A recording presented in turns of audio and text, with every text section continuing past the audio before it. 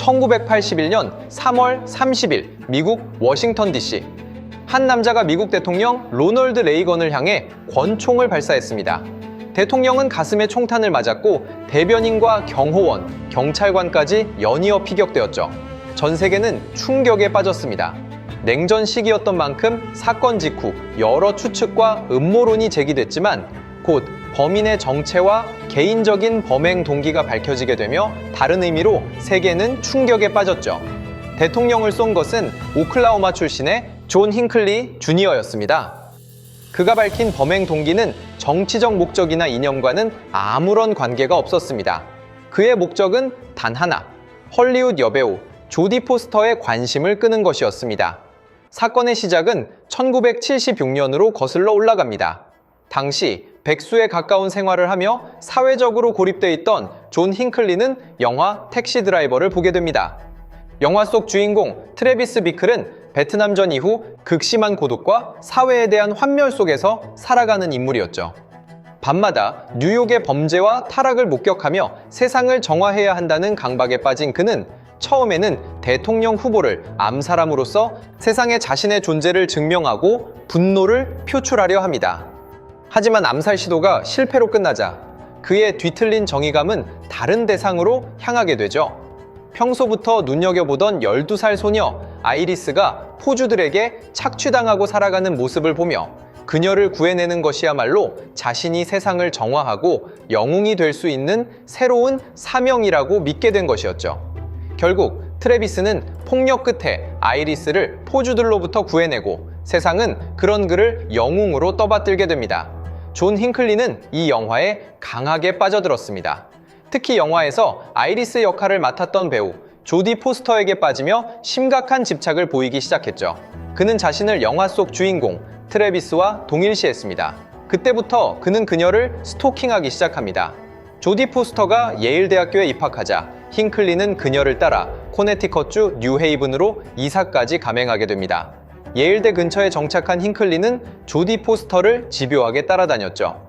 기숙사 문틈으로 편지를 밀어넣고 전화를 걸어 사랑을 고백했습니다. 하지만 조디 포스터는 이 스토커에게 아무런 관심을 주지 않았고 그의 접근을 철저히 거부했죠. 거절당한 힌클리의 상태는 점점 위험해져만 갔습니다. 그는 자신이 역사적인 사건의 주인공이 되면 조디 포스터의 관심을 얻을 수 있다는 망상에 사로잡혔죠.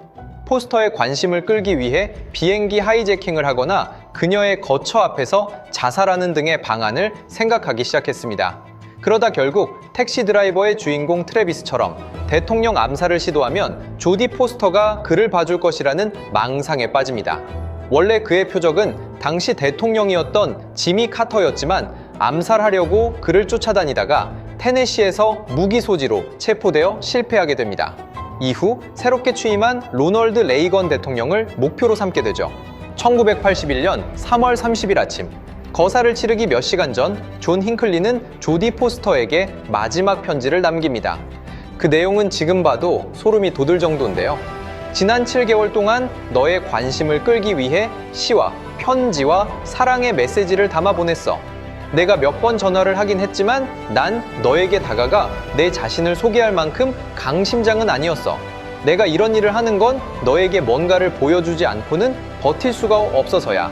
편지를 남긴 힌클리는 22구경 로엄 RG14 리볼버를 들고 워싱턴 힐튼 호텔 앞으로 향했습니다.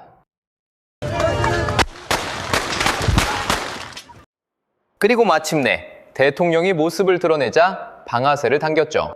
불과 몇 초 사이에 6번의 굉음이 울려 퍼졌습니다. 그중 탄환 하나는 대통령 전용 리무진 측면에 맞고 튕겨나와 레이건 대통령의 왼쪽 겨드랑이 아래를 파고들었고 폐에 박혔습니다.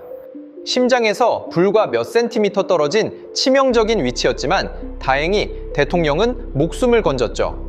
이 총격으로 대변인 제임스 브래디, 비밀 경호국 요원 티머시 메카시, 경찰관 토머스 델러 헌티도 부상을 입었습니다.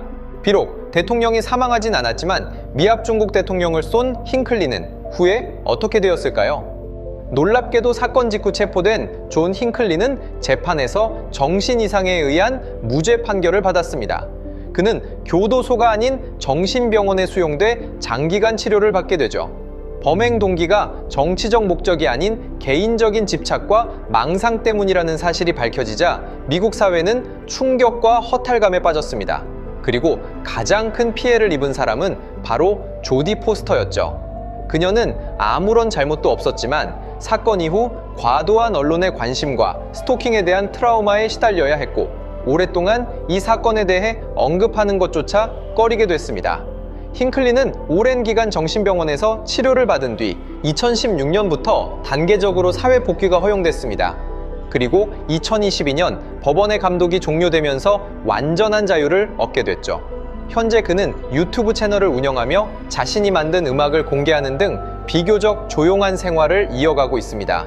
한 여배우에 대한 병적인 집착과 망상이 미국 대통령 암살 시도로 이어진 전대미문의 사건. 존 힌클리 주니어 사건은 개인의 정신질환과 스토킹, 그리고 유명인에 대한 왜곡된 집착이 얼마나 위험한 결과를 낳을 수 있는지를 보여주는 대표적인 사례로 지금까지도 회자되고 있습니다. 여러분은 이 사건에 대해 어떻게 생각하시나요? 오늘 영상이 흥미로우셨다면 구독과 좋아요 부탁드립니다. 그럼 다음 영상에서 만나요. 안녕!